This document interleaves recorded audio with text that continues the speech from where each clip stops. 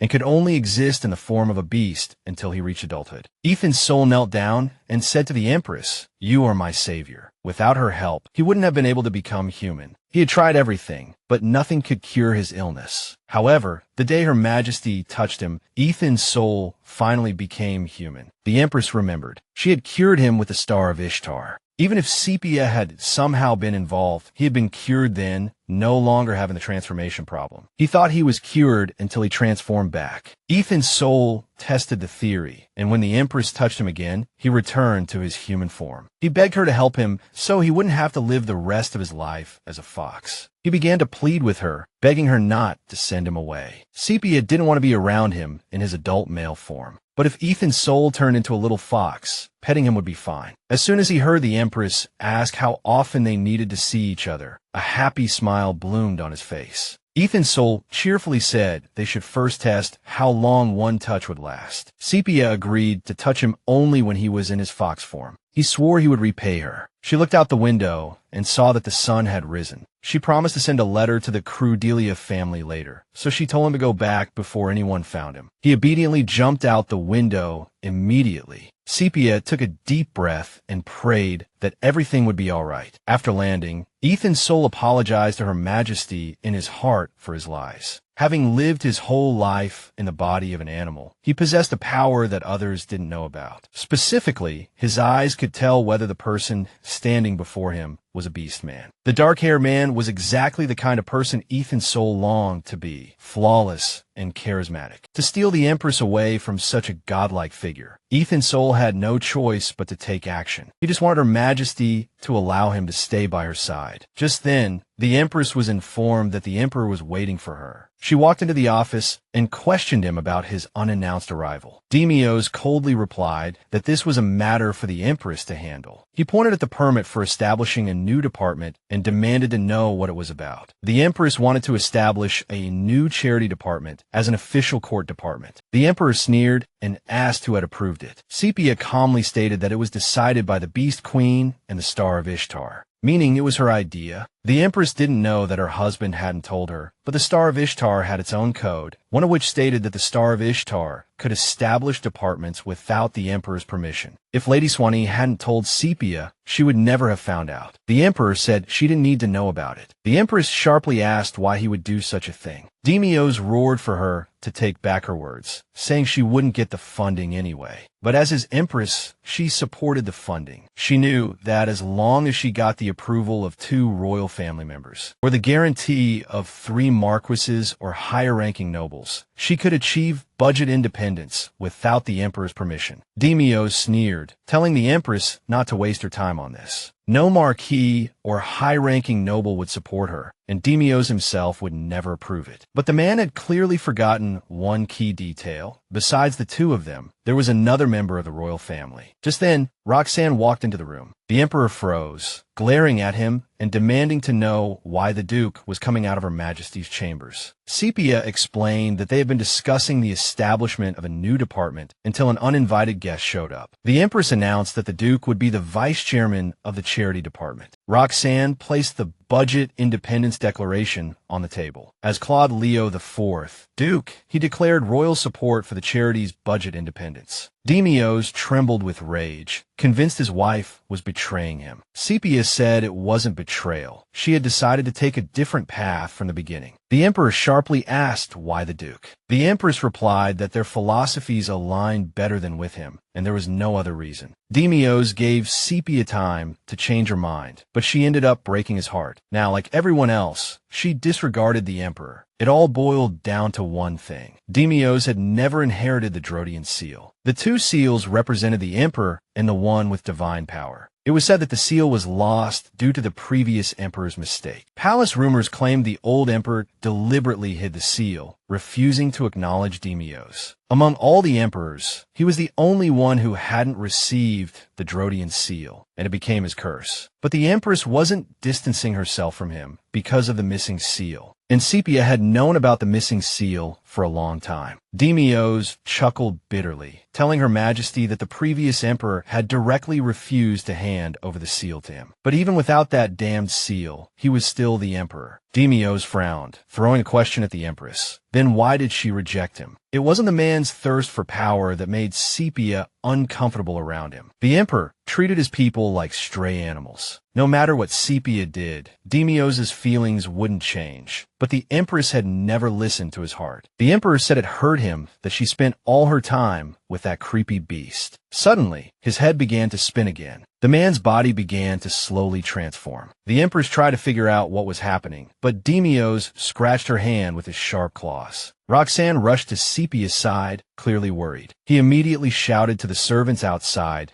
to take His Majesty back to the castle at once. Then, the man carefully bandaged the Empress's hand. The Empress thanked him for his kindness. He had helped her again, but Roxanne reminded her that it wasn't always him helping. She had helped find the inheritance too. Sepia asked in surprise, what did the Crimson King leave behind? That night, during the charity event, Roxanne was in his study comparing the Imperial City map. Comparing it with the Empire map revealed the image of the sacred Drodian creature and two eyes, the symbol of the royal family. This meant his father had left behind two items, each yellow, pointing to their location. Roxanne was stunned when he discovered the map pointed to a hidden chamber beneath the Empress's palace. The man rushed downstairs to verify his theory, punching the wall. There had to be something behind it, so Roxanne went in to investigate. He slammed his elbow into the wall, cracks spreading, and then the wall began to collapse. A large opening appeared, and the Duke glimpsed a stone wolf statue inside. The statue's mouth was wide open, something gleaming within its throat. Roxanne didn't waste any time, reaching into the statue's mouth to retrieve the object. It turned out to be a Drodian seal. He told the Empress that he still needed to find the other seal left by his father. The Empress noticed his hesitation before answering, as if doubting himself, but she was still happy that Roxanne had found a part of his father's legacy. Roxanne thanked her for her words and told her he could now return her carriage. Sepia thought that if she took the carriage back, Roxanne might go directly to Leah, so she didn't accept immediately. Noticing this, Roxanne asked her what was wrong. After receiving the documents, Sepia asked Roxanne if he would leave once he found everything. Since he would have no reason to come to the Imperial Palace anymore, they might never see each other again. The Duke immediately knelt on one knee and asked the Empress why she would think he had no reason to come. Because you're still here. Roxanne was sincere, his words earnest. 2 weeks later, Betty asked the Empress if she had heard the latest news. The entire capital was already immersed in a festive atmosphere. She knew that recent public opinion had been positive, which was a relief. It was reasonable, as the charity had received the Imperial Palace's approval, but that also meant a heavier burden on the Empress's shoulders. At that moment, Captain of the Guard Jasper Cardillo entered the study and greeted the Empress. Seeing him, Sepia's eyes lit up. She then noticed the familiar fox in Jasper Cardillo's arms. He was clearly annoyed with Ethan's soul, having already told him not to come out, but Sepia said it was all right. Jasper was grateful that despite her busy schedule, the Empress was still willing to make time for his troublesome younger brother. The Empress caught a glimpse of Betty's flustered face. It had been obvious from the beginning that there was something special between them. Now it all finally made sense. Sepia whispered to the captain that Betty was already flustered and urged him to hurry. The girl was a good person, so the Empress asked him to take good care of her. Jasper handed over the fox and walked towards the Empress's maid. They both looked happy. Looking at them, you could see exactly what love looked like. The Empress took Ethan's soul to the reception area. Now that she knew he was a man, even in his small fox form, she felt awkward touching him. The little creature clung tightly to the Empress's hand. Sepia couldn't resist the cuteness, confidently stroking the fox's head. The next moment, Ethan's soul transformed into his human form, smiling at Her Majesty. The Empress abruptly withdrew her hand. She blinked in confusion, asking him what had changed since they last met. Ethan's soul said he would turn back into a fox in 10 days. The Empress stood up and told the second son of the Credillo family that she would see him in 10 days. Ethan's soul wanted to invite her for tea, but she declined, citing her busy schedule. His face fell, saying he would eagerly await their next meeting. Sepia didn't dislike Ethan's soul, but she didn't understand why she felt this strange unease. She wondered when this feeling of aversion would disappear. The Empress returned to the charity office. Roxanne was already there, his eyes lighting up when he saw Sepia. The Empress smiled at him and said, "You're early today." But the Duke insisted that the Vice President should always arrive first and wait for the President. Sepia suddenly wondered if she would feel the same aversion if she became close to Roxanne. Roxanne noticed her distant look and asked her what was wrong. The Empress hesitated, wondering if she should tell him everything. Finally mustering her courage, Sepia confessed to Roxanne that she was starting to develop a strong aversion to men. She added that she felt awkward around Ethan's soul because of it. Sepia knew this wasn't something you'd bring up after knowing someone for a week or so, but to her surprise, Roxanne gently suggested that she might have been lonely for a long time. The Duke's gaze was sincere, as if he truly understood. Roxanne didn't judge her for it. Sepia kept saying she could handle it herself, but she wasn't entirely convinced herself. The Duke thought she might be uncomfortable with Ethan's soul's presence. When he was in his fox form, it was fine, but you never knew when he would change back. Sepia couldn't just ignore her people who needed her help. She fumbled, dropping her cup onto the saucer, and fell into the Duke's arms. The Empress immediately began to apologize. She jumped up, about to call a maid to get Roxanne some clean clothes, but the Duke suddenly grabbed her wrist. Sepia blinked in surprise. The man pulled Her Majesty's hand towards his chest. He wondered how it would feel when Sepia touched his body. The Empress froze. She had experienced this before, but it was completely different with Roxanne. Sepia told the man everything was fine, and Roxanne was happy to hear that. The man offered to help the Empress with her predicament. Sepia could use him as practice to overcome her aversion to men. The protagonist froze. As the man tucked a strand of her hair behind her ear, he took her hand and slowly pressed it against his chest. The protagonist blushed again, realizing his body was firm and warm. Roxanne froze, savoring Sepia's touch. The protagonist felt strange now. She couldn't stop herself, so she kept her hand on the dark-haired man's broad chest. Roxanne slowly leaned in, his gaze immediately falling on the Empress's lips. The protagonist knew very well what would happen next, and honestly, she wasn't going to refuse. Suddenly, a familiar voice broke the tense atmosphere. Madame Remoud rushed into the room, immediately apologizing to Her Majesty for the sudden interruption, but she had urgent news to report. Rumors were spreading that Lady Titia was pregnant. The protagonist froze the moment she heard the news. Titia told a royal physician that she could barely eat recently, had no appetite, and even trying to eat made her nauseous. The physician took her pulse. Then, she announced the good news without hesitation. Titia was pregnant. Titia had finally gotten her wish and conceived a child, but now there was a problem to solve. They needed to test the amniotic fluid to determine the child's race. A sacred artifact had to be used. The Emperor and her blood would be dropped into it, and if the blood merged, the child would be a divine beast. Titia was terrified. She clung to the Emperor. If there was no chance of the child being a divine beast, His Majesty would completely disown it. Demios promised his lover that he would protect the child regardless of its race. A servant brought a pair of sacred blades. Both of them slit their palms, and their blood merged together. Everyone erupted in cheers, hailing His Majesty. His future child would be a divine beast. Titia was ecstatic. She would be the mother of the next emperor. But Demios didn't feel the same joy. The advisor asked His Majesty how to announce the news to the public. Titia had no idea what they were talking about. Then the man dropped the bombshell. This would be the first time a bastard was born into the royal family. The girl snapped. How dare he call our precious royal heir some kind of bastard? But it was an undeniable fact. The mistress's child would be a bastard. Titia demanded, "Your Majesty, you can't stay silent about this." The emperor ordered the birth of the heir to be announced in 2 weeks. Then he yelled at all the servants to leave. Facing Titia, the emperor said, "The heir to the throne will be adopted by the current empress." She couldn't believe her ears. When Sepia and Madame Remoud were alone, they could finally talk about Titi's pregnancy. Nightingale asked for permission to share something important first. The artifact test proved that the emperor's child would be a divine beast. Suddenly, Madame Remoud knelt before the empress. She began to plead with Her Majesty to adopt Lady Titi's child, as the child would be illegitimate. His Majesty would soon make the same suggestion to her. Sepia understood Madame Remoud's point. A bastard heir would ruin everything. But the protagonist warned her that, no matter what, the child would find its birth mother. Without a mother's love, the child's soul would burn straight to hell. Madame Remoud grabbed Her Majesty's hand, begging her to only consider her position as empress. Sepia needed to consolidate her power by adopting the heir of the royal bloodline. Madame Remoud knew the empress would refuse, which was why she pleaded so desperately. She questioned Her Majesty, "Don't you see? Having no heir means certain death for you." A servant knocked on the door, announcing His Majesty's arrival. Demios walked straight in. The protagonist asked the emperor what brought him there. The man suggested they talk privately. Madame Remoud left the room, and Sepia looked at her husband and said, "Just say it. What is it?" Demios dropped the bombshell. Titia was carrying his child. The emperor didn't even blink. He knew she already knew. No wonder they called her the Ice Empress. It seems Sepia already knew the script. As Empress, she had to adopt Titi's child. The protagonist bit her lip, wondering what choice the Empress would make now. But deep down, Sepia knew there was only one answer. Titi's child would never be her own. So she refused the Emperor's proposal. Demios smirked, "Talk nicely. Is it time for that now?" Sepia, bluntly stating she couldn't love the child, made him laugh. Demios scoffed. Did he really need to brief his mistress on politics? Now he threatened Sepia, saying he would make Titia the empress. The man gripped the empress's chin, sneering, "What makes you so unhappy?" If she accepted his heir, they could go back to how things were. But Sepia refused again. No matter what Demios did, the past couldn't be rewritten. The emperor flung her aside, roaring, "What is wrong with you?" Sepia crashed to the floor. He started smashing furniture, yelling that he had forgiven all her sins and even resolved the heir problem. Sepia's mind raced. Was Demios really that heartless? He froze when she said she had no feelings for him. That was her problem. The emperor smirked again, triumphant. He stepped closer, taunting, "Do you really think you're untouchable?" A flicker of curiosity crossed his face. Could her body really resist pregnancy in his arms? Demios grabbed the girl's shoulders, asking permission to test his theory. He used Titia as an example, showcasing his abilities so the Empress wouldn't need to worry, but Sepia begged him not to. The man exposed her shoulder, about to bite down, but the protagonist punched him in the face. Demios furiously asked what she had just done. Sepia asked if he knew why she didn't resist when he suddenly started choking her. The emperor asked in bewilderment, "Did I choke you?" The protagonist honestly replied that she sometimes felt sorry for him. In Sepia's eyes, His Majesty was like a fragile child who had been neglected since childhood. The emperor's eyes widened, speechless. But now everything was different because Demios was just a beast who flaunted his power in front of the weak. The protagonist walked towards the door. The next morning, Sepia woke up with a splitting headache. Betty rushed into the room, frantically asking if Her Majesty was all right. The maid couldn't understand why the Empress had drunk so much alcohol last night. She usually didn't even touch a drop. A look of surprise spread across the protagonist's face. It seemed she had some drinks after arguing with Demios yesterday, but she didn't remember anything after that. Betty handed her a glass of water and mentioned that the Duke had helped her. Sepia was shocked to hear that Roxanne had been there yesterday. The maid reassured her that Her Majesty didn't remember anything, and the protagonist asked where Roxanne was now. He was currently in the front hall. His face flushed as he recalled last night's events. He had arrived late, intending to talk to the Empress about the charity department, but then he found Sepia slumped on the sofa. He rushed over and asked what's wrong. Sepia's face broke into a smile when she saw Roxanne. He smelled alcohol and froze, realizing the Empress was completely drunk. He brought a hangover cure and told her to drink it. Sepia remained motionless, so he brought the drink to her lips, but all spilled out. Roxanne cursed under his breath. He pleaded with Her Majesty to listen carefully. It wasn't a kiss. Roxanne was just trying to help her. The man filled his mouth with the drink. Then he lifted Sepia's head. The next second, their lips met. The protagonist looked towards the waiting area and asked if Roxanne was in there. The man snapped out of his recollection and looked at the Empress in confusion. Sepia sat down opposite him, and Roxanne asked if she was feeling better. The protagonist nodded, thanking him for the hangover cure he had prepared for her yesterday, but Roxanne didn't respond. Sepia started to feel like she might have messed something up last night. The Duke suddenly asked how often she drank. The Empress hesitated. I don't usually drink at all. Something happened yesterday. Then Sepia pleaded, tell me, did I do anything to you yesterday? Roxanne touched his lips, saying nothing happened, but he warned Her Majesty not to drink in front of other men. The protagonist looked at him in surprise, wondering why Roxanne would say that, but she agreed nonetheless. The Duke breathed a sigh of relief, a warm smile spreading across his face. At that moment, the Emperor was in the woods, surrounded by dead birds he had killed with his own hands. He muttered to himself that Sepia had chosen him. More precisely, he needed to kill more things. Suddenly, a hooded stranger stepped forward and said to His Majesty, you seem very troubled. Then the person offered to help. Soon, a royal decree was posted on the bulletin board. It announced to the entire empire that a royal heir had just been conceived. Due to the specific wording, it implied the child wasn't the Empress's, but a Mistress's. A teapot shattered on the floor. Titia, enraged, threw everything in sight. The servants were at a loss. It was the 5th day that the Emperor's mistress, Titia, had been throwing a tantrum. They wanted to give her child to the Empress, which infuriated her. The girl just couldn't understand. After all, she was the child's mother. As soon as she heard about it, she felt like the Emperor was just using her to have an heir, but Demios had told her he loved her. He was doing this because he didn't want the child to be a bastard, not to take the child away from another woman. Titia decided to kill him herself, but her maids rushed in, coldly stopping her, and announced the visit of a merchant named Blair. The lady had specifically instructed them to inform her as soon as he appeared. Titia sat down next to the merchant, tears streaming down her face. She asked Master Blair what she should do. She just couldn't understand how the Emperor could do this to her. The man began to soothe the girl. If Titia was carrying such a precious child, she needed to be careful not to hurt him. But the girl thought it would be better to get rid of the child than to give him to someone else. Master Blair gave her a cold look. Only then did Titia realize what she had just said and immediately began to beg her precious child for forgiveness. She was supposed to be a good mother. Blair asked her why she said they would take the child away from her. Titia told him that the Emperor would adopt him after he was born and make him the legitimate heir. She didn't want to lose her child. Blair suggested a way to keep the child and make him the legitimate heir. Titia asked in astonishment, is there really a way? Of course, he replied, and it's very simple. All you have to do is become the Empress yourself. That way she could raise her own child, and he would no longer be a bastard. With the mark Blair gave her, Titia would be able to become Empress and then repay him for his help. The merchant wanted a specific book that only the Empress could obtain, because it was safely hidden somewhere in the palace. The Empress decided to visit Roxanne without warning, hoping it wouldn't cause any trouble. But when she stepped down from the carriage, there wasn't a soul around. This was usually the time when everyone was training. She suddenly spotted Grover, injured. Only then did the Empress realize that not only the squad leader, but even the knights, that were all injured. Sepia asked Grover in bewilderment what had happened. Grover said Roxanne was currently in his room. As soon as the Empress heard that he hadn't been spared, she ran to check on Roxanne. He was lying in bed, and when he saw Sepia, he asked in surprise why she was there. The Empress explained that she had come specifically to discuss Ethelcel's condition, but now she was more concerned about how he had gotten those wounds. Roxanne said they were just scratches, and because there were so many, they had bandaged him up, but the injuries weren't serious. Sepia had thought he was seriously injured again. Seeing her so worried for him, her heart nearly stopped. Roxanne considered whether he should get injured more often in the future, but the Empress told him not to joke about such things, even casually. Roxanne touched her hand. He said again that he was fine. If Sepia could calm down, he suggested she check for herself to dispel her doubts. He placed her hand on his chest, telling her not to be shy. Roxanne told her to think of it as a strange way to continue their lessons. Then the man moved her hand to his shoulder. At that moment, Sepia felt a strange sensation, like a tightening below her navel. Roxanne smiled and asked how it felt. Blushing, the girl replied that he seemed to be fine. She asked why everyone was so badly injured, and the Duke explained that they had been attacked outside the castle. Sepia asked if it was really that beast, but it turned out to be orcs from Leah. Roxanne was investigating, and it seemed they weren't entirely subjects, but more like non-human beings. They looked more like barbarians. Orcs could change back to their true form, but they wouldn't turn into monsters like barbarians. That's why Roxanne was sure they were barbarians. The strange thing was that they actually possessed intelligence. They acted in a very secretive and methodical way. One of the captured barbarians kept repeating that the disease spreading in the territory was the Duke's fault, but Sepia hadn't received any such reports. However, she promised to try and find out something. Roxanne smiled warmly and told Her Majesty that he would be eternally grateful. Since the Duke was now up, Sepia asked him to get dressed and decided to leave the room herself. But the Empress suddenly stopped. She noticed a large wound on Roxanne's waist. As soon as Sepia asked him when he'd gotten that wound, the Duke's gaze turned icy. He curtly replied that it was from a long time ago, and he couldn't remember. Sepia recalled a moment from the past when she was secretly making her way through a blizzard, unsure of how much further she had to go. She was terrified. Suddenly, she froze. Wolves rushed out of the forest, intending to tear her apart. The girl screamed. She squeezed her eyes shut in fear, but suddenly, Demios appeared before her in the form of a white wolf. He dealt with all the creatures in an instant. Sepia rushed to her friend's side and found a deep wound on him. The wound looked exactly like the scar Roxanne had now. Confused, Sepia mistook him for Demios and called him by the wrong name. When she came to her senses, Sepia immediately stepped back and apologized to the man for her mistake. The scar was identical to the one Demios had received back then. At that time, Sepia desperately wanted to see Roxanne's true form, but she knew she would never have the chance. Beastmen only revealed their true forms when they were with their mates. Despite all this, Roxanne was very distressed by the problems of Leo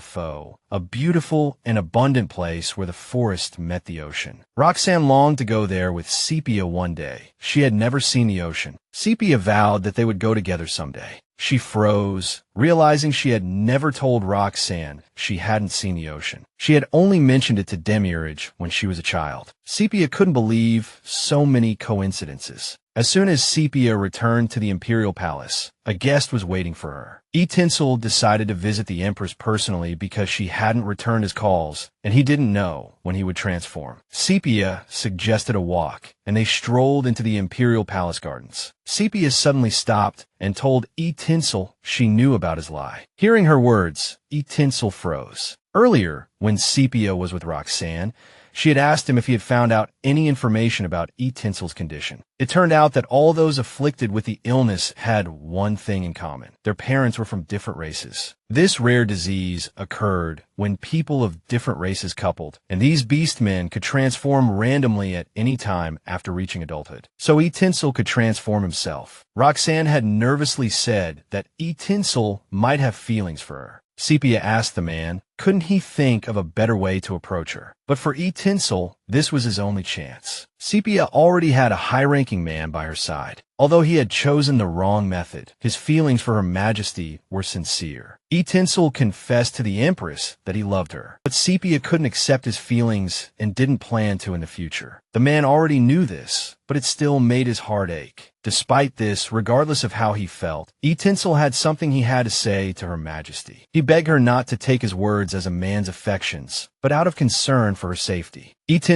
warned her to be careful of His Majesty. Sepia asked him what he meant, but the hero could only say so much for now. He kissed her hand, vowed to pray for her peace of mind, and then left the Empress and returned home. Sepia had had such a crazy day that she decided to take a walk to clear her head. The Empress couldn't understand why Eat Tinsel had said those things to her. Suddenly, she smelled the overpowering, unbearable scent of iron. She stared at the lake and froze. The water had turned completely red. Right in front of her, Sepia saw a dead deer. Fear made her clench her jaw to keep from screaming. Then she saw the half-naked emperor immersed up to his waist in the water with his back to her. Demios noticed Sepia. Sepia couldn't believe that Demios was the beast spoken of in those terrible rumors. But she didn't understand what motive the man would have for killing so many animals. Demios gave a sly smile and said, "I just went hunting. It was more like a hobby for him." To the Empress, the fact that he could restrain himself and only attack ordinary animals and not beastmen was actually a good thing. But Sepia didn't understand what Demios was talking about at all. The Emperor shouted, "I do all this because of you." Sepia noticed the man had no scars. His skin was smooth and unmarked. This man wasn't the Demios she knew. Sepia asked, her voice trembling,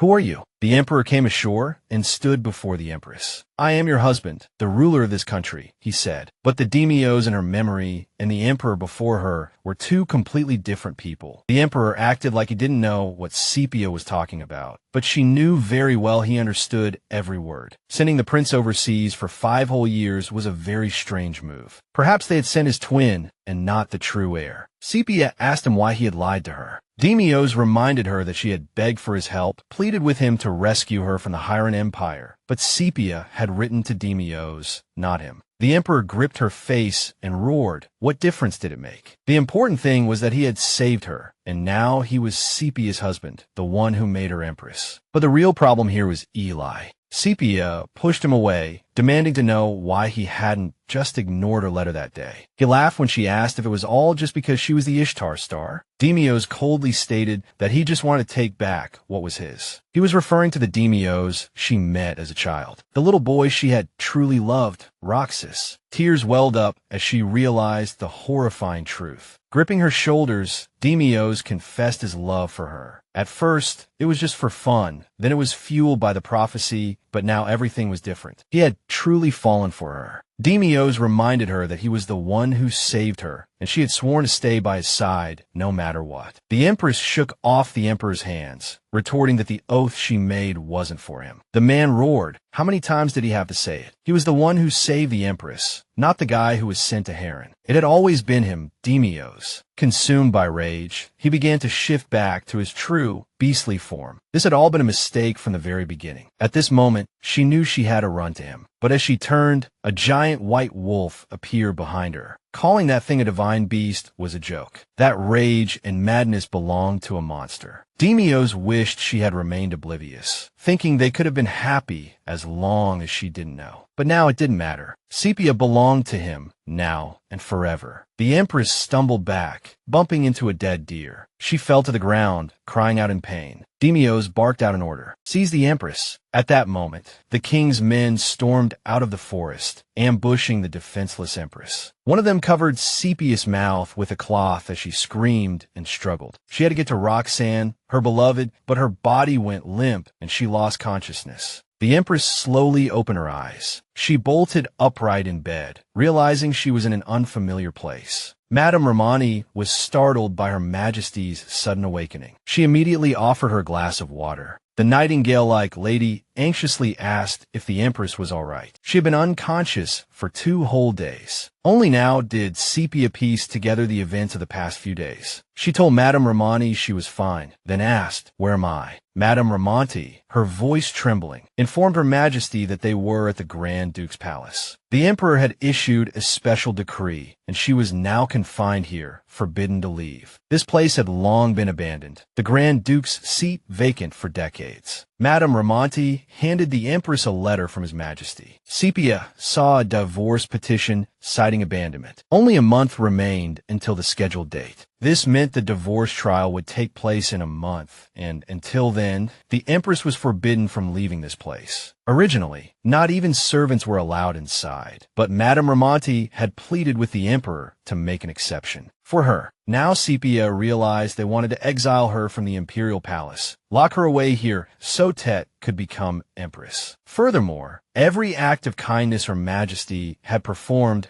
was now being attributed to the government. Rumors claimed that Tet herself had initiated that charity. The nobles would pretend to believe this nonsense. No one wanted to risk angering the future empress. The situation was frustrating and utterly unfair. Sepia wondered, could she really not see anyone before the divorce? She longed to see Roxanne. Lying in bed, Tet wrote a letter to Her Majesty, claiming to be worried about her health. So she sent a basket of fruit, praising her hard work and congratulating her on the upcoming divorce. That letter was sure to infuriate her. Tet was thrilled when the Emperor walked into her room. She clung to him, murmuring that the room was finally starting to look a little better. Demios nodded, saying the air even smelled like flowers here. He glanced at the fruit basket, and Tet explained that she wanted to send it to the Empress since she was so far away from them. Tet couldn't wait to see how upset Sepia would be. At court, a month had passed. Today was the day of the final divorce decree. The Emperor was the first to enter the court. Then, Sepia walked in, accompanied by Androdian. All those who had come to support the Empress were stunned to see Her Majesty looking so haggard. The Empress scanned the room, clearly searching for someone, but her gaze fell heavily, filled with sorrow. The Emperor gritted his teeth. Sepia was, of course, still looking for Roxanne in the room. He sharply ordered the court to begin, and a water mirror was brought into the courtroom.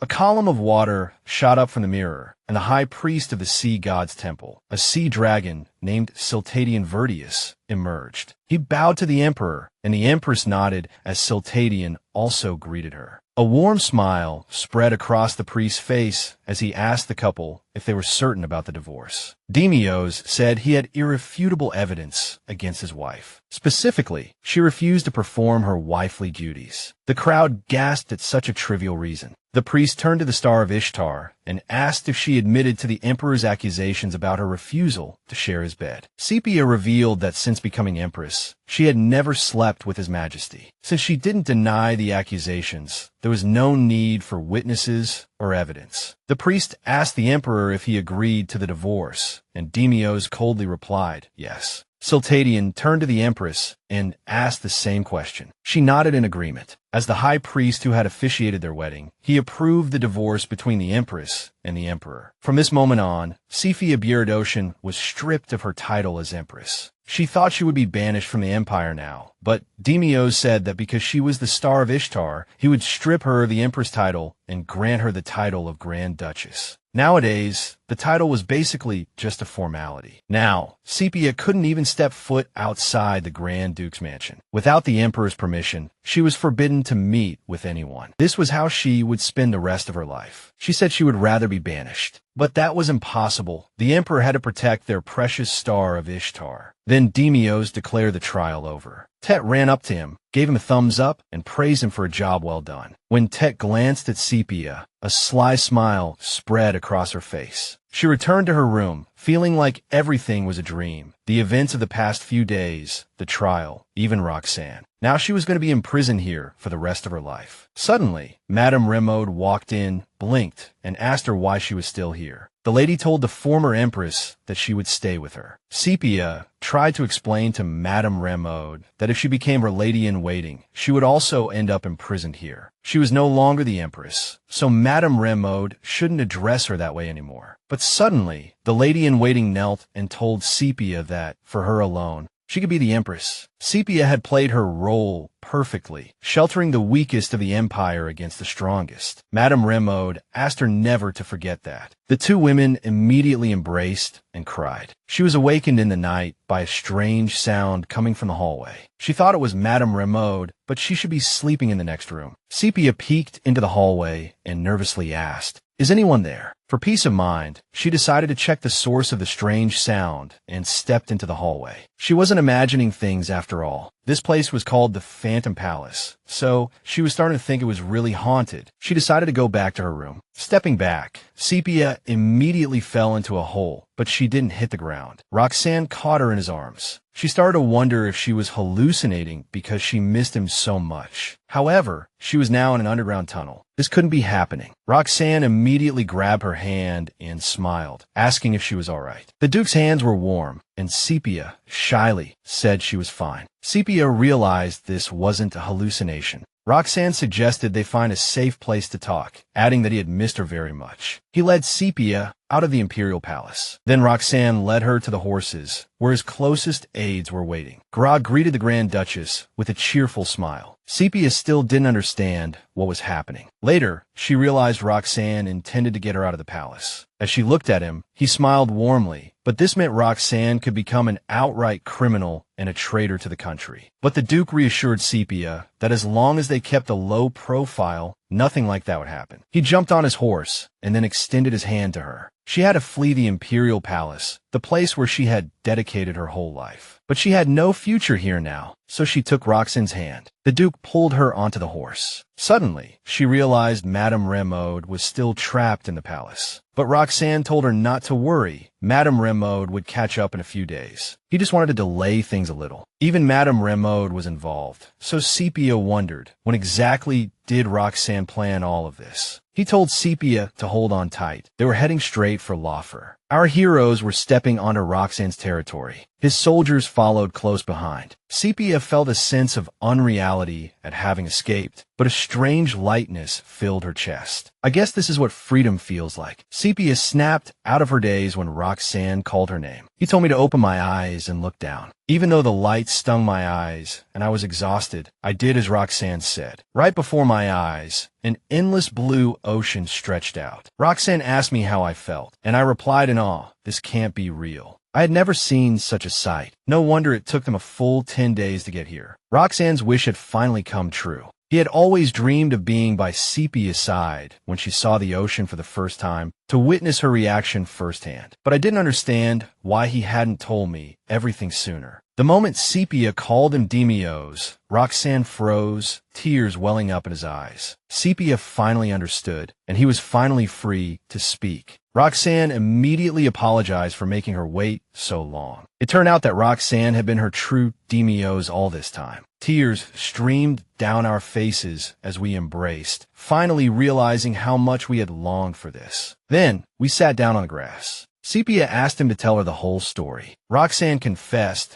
that it all began with a deal between Emperor Budik and Empress Yurdial of the Harian Empire. At the time, Berthier ruled the country. Emperor Budik was obsessed with studying an ancient grimoire filled with black magic. But the text was written in the ancient Orcish language, which he couldn't decipher. At the time, Empress Yurdial was the heir to the Red King. Essentially, Roxanne's birth as a divine beast terrified her. So Budik made her an offer. If she handed over the Orcish Empire's crown prince, he would give her the book. The emperor was obsessed with the orc's physique, believing they could be turned into some kind of weapon. He was basically saying, "Empress, hand over your child for experimentation, or the deal is off." That's why Budik offered the book filled with black magic spells. Spells like changing one's appearance. So Yurdial cast black magic on Demios, switching his body with Roxanne's. As a result, they sent Roxanne's body to the Harian Empire for experimentation. Sepia looked at the man's scarred hands. All the scars became visible at that moment. Budik's experiments failed. His creation was neither human nor orc, so the emperor abandoned them in Orcish territory. Sepia asked, "What happened after you returned from the Empire?" When Roxanne returned, he and Demios switched back, and the Empress immediately ordered her son to the battlefield. He instantly lost all his memories. The order likely included a memory-erasing spell. And so, Roxanne survived on the battlefield for 7 long years, until one day, all his memories suddenly returned. This was simply because the one who cursed him had died, and that was when Empress Yurdial passed away. The moment Roxanne remembered everything. He wanted to return to Sepia, but he was in the midst of war and couldn't abandon his soldiers. But Sepia understood completely. She would have done the same in his position. So another 3 years passed until, after he had defeated all his enemies, Roxanne was able to return to her. The night they first met in the palace gardens, he had wanted to tell her everything. But he couldn't. The deceased empress's order not to reveal anything related to her remained in effect even after her death. So, when Roxanne saw Sepia again after 10 years, he couldn't say a word and had to pretend to be a stranger. Sepia, completely unaware of the silent suffering he had endured, began to beg for his forgiveness. He wiped away her tears and said, don't apologize. My vow was broken only because Sepia remembered me. All along, the person Sepia truly loved was Roxanne. The final injunction tied to the altered fate stated